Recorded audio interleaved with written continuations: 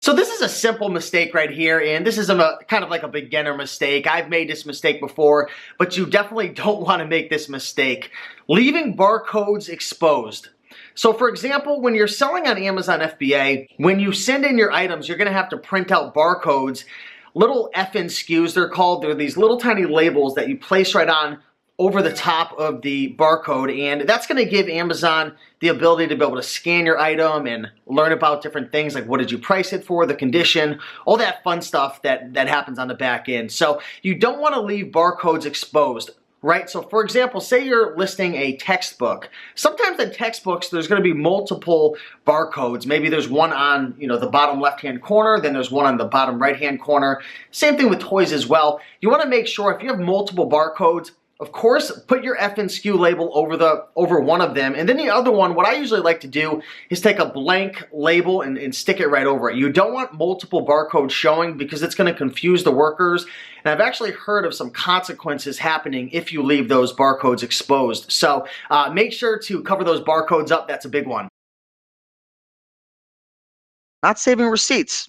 So for example, say you go out to Goodwill and you pick up a bunch of items over there, and then you go to Savers, and for the next couple of months you're thrifting, you're buying stuff from garage sales and whatnot. You need to make sure that you're saving these receipts because you're going to have to pay taxes. On eBay and Amazon, you're not going to get a 1099 cut to you unless you sell, I believe, $20,000 or more. So if you sell less than that, you're not going to get a 1099, but still, legally, you're supposed to claim your income. So that's up to you. Talk to your accountant, talk to your tax advisor, but make sure you're saving your receipts. When I first got started, I had a simple system of I had a bag, and every month I would put, I would take a little sticker and put it on the bag, January, February, March, April, and all the receipts or all the items I would buy, and I'd have the receipts from Goodwill, Savers, and all that stuff.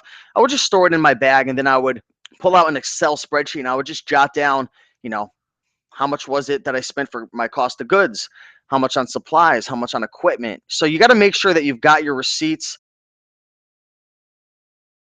Shipping in boxes that are over 50 pounds. So the rule actually changed on this recently, a couple months back from when I'm shooting this video, where as in the past, you could, send a box out that's 55 pounds, 60 pounds. I'm not sure what the limit was. I think it was 75. I might be wrong. But if you had a box that you were shipping off FBA that was over 50 pounds, what they'd have you do is take out a marker and write team lift on, all four sides of the box. And that was fine. But then the rule changed recently that they don't even want you shipping boxes in that are over 50 pounds. So don't send in a box that's over 50 pounds. Split it up into various shipments. I actually had a buddy who sent one over 50 pounds, and it kind of created like this big headache. I don't know if he got his account suspended or his account got limited.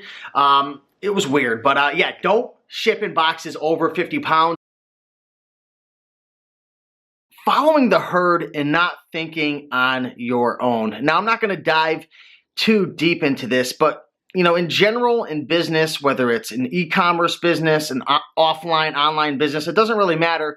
The people that kind of just follow the herd and just they kind of look at the next guy, they look at the competition and say, oh, he's doing this, I'm going to copy him, tend not to do as well as the people who think outside the box, who are always trying new things, who are innovating, who are kind of leading the field. So again, without diving too deep into this, you want to think on your own. Of course, you want to model success. I'm a big fan of finding what's working. Someone else is doing something that's working and you model it and mimic it, but you want to put your own spin on things. You also want to kind of take other people's ideas and kind of run with it in a different direction to see if you could find a better way to do it. So, I mean, if you see everybody buying a certain item, that's great, but just realize eventually the market might fall out on that item and you're going to have to find something else. Maybe everyone's going after toys.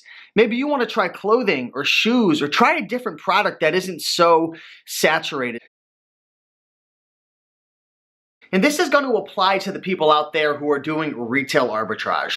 If you're not sure what retail arbitrage is, in a nutshell, it's the act of going to retail stores, buying items there that are undervalued, whether it's on clearance or there's some type of difference in price from the retail store to Amazon, picking it up and then selling it on Amazon to make a profit. So the mistake I see a lot of new retail arbitrage sourcers making is they're going out to these stores like Marshalls, Home Goods, TJ Maxx, Toys R Us, Walmarts, and they're not getting discounted gift cards offline. There's actually a website that's called raise.com, RAISE.com. And there's a whole bunch of other ones out there as well. Do your research, but you can actually get discounted gift cards off of these websites and save an additional amount of money on your purchase. Is assuming that there's no rank associated to clothing and shoes. A lot of people that are scanning items with their barcode scanner on their phone are using the Amazon seller app. And at the time of this recording, if you were to scan a barcode on a box of shoes or you were to scan a barcode on a tag of clothing, the rank's not going to come up. You'll find the listing, but there's going to be no rank at all. And a lot of people, a lot of beginners actually, they pass on these items because they're like, oh, there's no rank, it's not selling.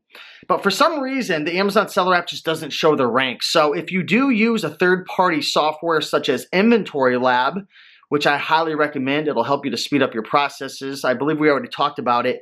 They actually give you for free, once you buy that software, Inventory Lab, another scanning app called Scoutify. And for one reason or another, again, I don't know why Amazon doesn't tell us, but when you scan with the Scoutify app, it does show the rank. So that's the mistake right there. If you're going to be selling clothing and shoes and you're ungated in that category, and again, you will have to be ungated, get yourself the Inventory Lab, get yourself the Scoutify. I believe FBA scan might even show the rank as well. I'm not 100% sure. But get Scoutify if you want to sell clothing and shoes, and you'll be able to tell what the rank is and if you should buy it or not.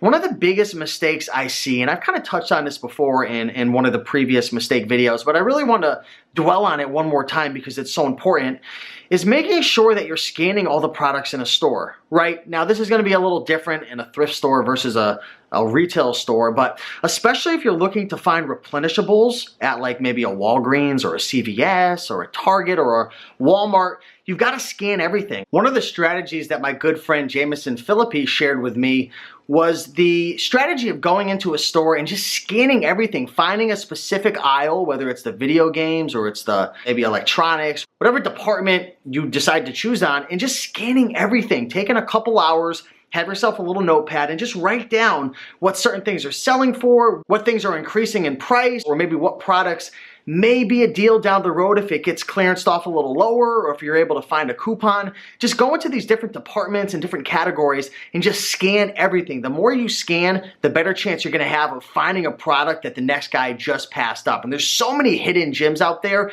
It's ridiculous, but you gotta spend your time to scan. Go to stores that you've never visited. Go to different departments within that store that you've never gone to and walked down before, and just start scanning. It's key.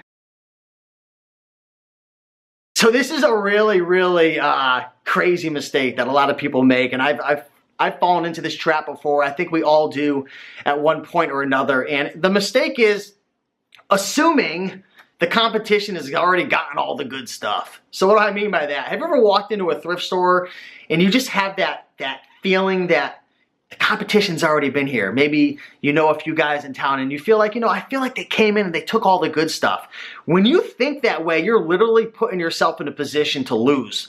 Why? Let me explain. Because when you're in that mind state of, scarcity, that there's nothing there, you don't see the opportunities. You don't. Whereas on the other side of the coin, when you're pumped up and you're excited and you're like, yeah, I'm going to go, I'm going to find something, I'm going to make some money, you tend to see things that you would typically pass up. I don't know how to explain it. It's a reselling mystery. But seriously, when you go in there with the mind state of, I'm going to tear this place up, I'm going to make it happen, I'm going to find the good stuff, you tend to find stuff that makes you money. Whereas if your head's down and you're like, man, the competition is fierce, like the bookshelf's a mess, I know that little Johnny came through and bought all the good stuff, you're not going to find anything. It happens that way. Seriously, all jokes aside, it's really important. Your mindset, having a positive mindset and just not thinking negative, right? Even if the competition came before you, they don't know everything. I only specialize in a certain few things. You might think to yourself, oh, rake and profit, I just saw him leave the thrift store. He wiped the place out. It's not true. There's plenty of things I miss. And, the same would go with you as well. There's only so much that you know, right?